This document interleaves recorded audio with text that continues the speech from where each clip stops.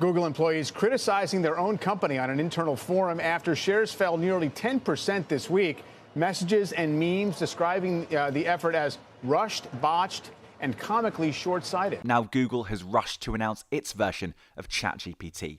It's called Bard, and it's based on similar technology.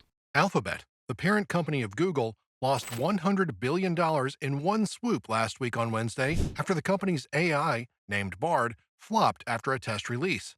This was supposed to work like the famous ChatGPT large language model, LLM. Unfortunately, the Google chatbot kept giving obviously wrong answers. This incident has put extra pressure on Google because the company needs to give the public a product that proves they are still a key contender in the new information sourcing dimension that AI is bringing. Chamath talks about the pressures Google is currently facing and the possible outcome this battle for AI dominance will have. New here? It's great having you. Why not subscribe to be a part of those who get updated when we release exciting new videos like this? How much is at stake in the AI war? Chamath gives us some perspective on this question. The ability to run this at scale is going to happen because we're getting better and better at creating silicon that specializes in doing things in a massively parallelized way. And the cost of energy at the same time is getting cheaper and cheaper along with it. When you multiply these two things together, the effect of it is that you'll be able to run these models. The same output today will cost 1/10 as long as you ride the energy and compute curve for the next few years. So that's just going to naturally happen. I have two interesting takeaways, and one is maybe a little bit of a sidebar. So the sidebar is, if you guys were sitting on top of something that you thought was as foundational as Google search back in 1999, would you have sold 49% of it for $10 billion? This is something that we've said before, which is that ChatGPT is an incredibly important innovation, but it's an element of a platform who will get quickly commoditized because everybody will compete over time. And so I think what Microsoft is doing is the natural thing for somebody on the outside looking in at an entity that has 93% share of a very valuable category, which is, how can I scorch the earth? And so Microsoft effectively, for $10 billion, bought almost 50% of a tool, and now will make that tool as pervasive as possible so that consumer expectations are such that Google is forced to decay the quality of their business model in order to compete. So that, as Friedberg said, you have to invest in all kinds of compute resources that today are still somewhat expensive. And that will flow into the P&L, and what you will see is that the business quality degrades. And this is why when Google did the demo of Bard, the first thing that happened was a stock went off 500 basis points. They lopped off $100 billion of the market cap, mostly in reaction to, oh my God, this is not good for the long-term business. Last month, Microsoft added $10 billion to its position in OpenAI, the parent company of ChatGPT, for a 49% stake in the company. This drove the valuation of OpenAI to $29 billion, making it one of the most valuable startups in the world. For a company that is relatively young, it's interesting how much promise this company holds and how quickly it's rising.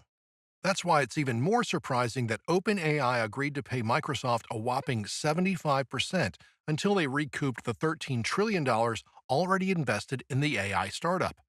Microsoft had previously invested $3 billion into OpenAI before their latest $10 billion investment.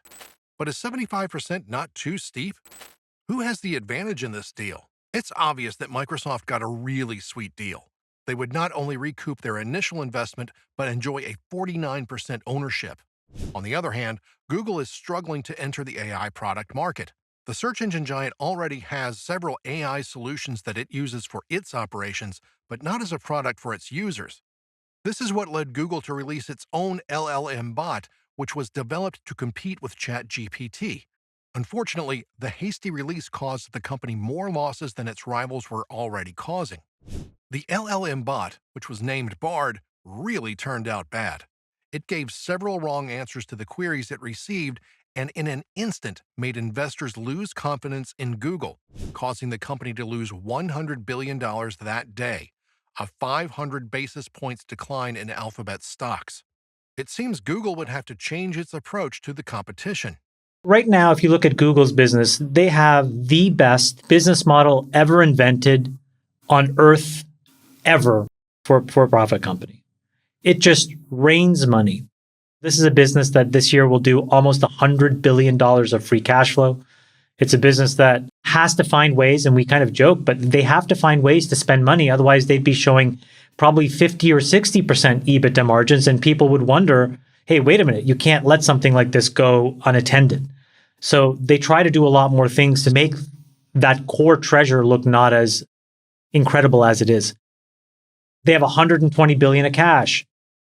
This is a business that's just an absolute juggernaut. My point is that it's an incredible business. So that business will get worse if Microsoft takes a few hundred basis points of share, if Meta takes a few hundred basis points of share, if Tencent does, if a few startups do. Quora, by the way, launched something called Poe, which I was experimenting and playing around with last weekend. If you add it all up, what Satya said is true, which is even if all we do collectively as an industry is take 500 or 600 basis points of share away from Google, it doesn't create that much incremental cost for us, but it does create enormous headwinds and pressure for Google with respect to how they're valued and how they will have to get revalued. I think the countermeasure here, if I was him, is to go to the board and say, guys, we're going to double TAC, right? So TAC is the traffic acquisition cost that Google pays their publishers. It is effectively their way of guaranteeing an exclusivity on search traffic. So for example, if you guys have an iPhone, it's Google search. That's the default search in the iPhone. Google pays Apple. This year, this renegotiation for that deal could mean that Apple gets paid $25 billion for giving away that right to Google. So Google does all these kinds of deals. You can decay business model quality and still remain exclusive if you just double the TAC. And what you do is you put all these other guys on their heels because, as we talked about, if you're paying publishers 2 times more than what anybody else is paying them, you'll be able to get publishers to say, hey, you know what? Don't let those AI agents crawl your website because I'm paying you all this money. Remember that. This explosive step forward in AI technology is proof that Google is not backing down from the challenge and is determined to stay ahead of the game, leaving investors and tech enthusiasts on the edge of their seats. But there's more to it all. What's really at stake is Google's stranglehold on the search engine market. This monopoly of the search engine giant is currently being x-rayed by the U.S. Department of Justice.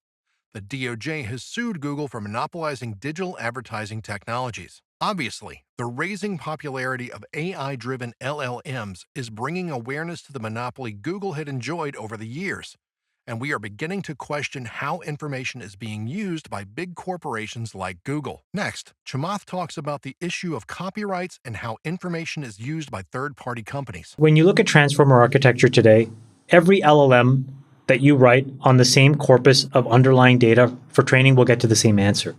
So my point is today, if you're a company, the most important thing that you can do, especially if you have a $1 trillion plus market cap that could get competed away, is to figure out how to defend it. And so all I'm saying is from the perspective of a shareholder of Google, and also from the perspective if I was a board of director or a senior executive or the CEO, this should be the number one thing that I'm thinking about. And my framing of how to answer that question is build a competitive moat around 2 things.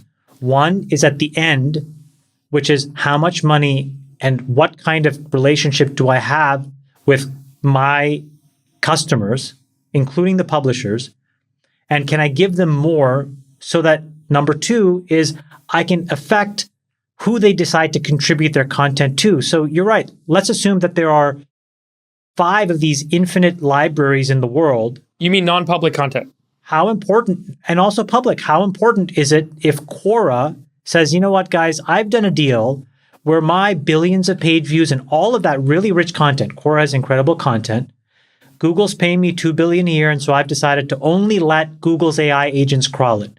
And so maybe when there are questions that Quora is already doing a phenomenal job of answering, I think it does make a difference that Google now has access to Quora's content and others don't. If you limit how they can tokenize to just being all entire sentences, the product will not be that good. Like the whole idea of these LLMs is that you're running, so many iterations to literally figure out what is the next most best word that comes after this other word.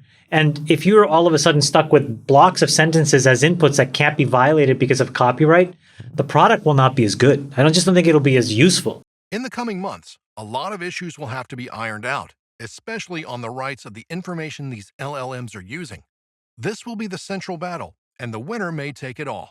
If you enjoyed this video, show us with a like and subscribe to the channel. See you next time. Adios, and thanks for watching.